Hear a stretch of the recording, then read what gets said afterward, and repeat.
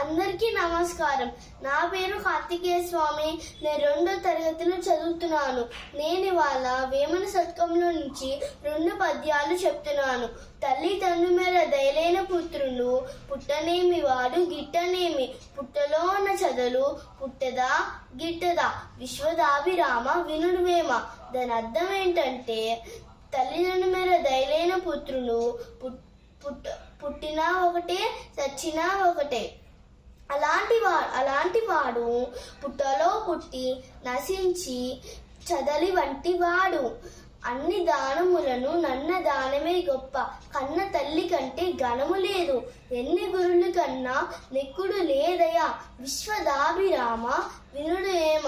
దాని అర్థం ఏంటంటే అన్ని దానములను అన్నదానమే గొప్ప, కన్న తల్లికి మించిన దైవం లేదు, గురువు కన్నా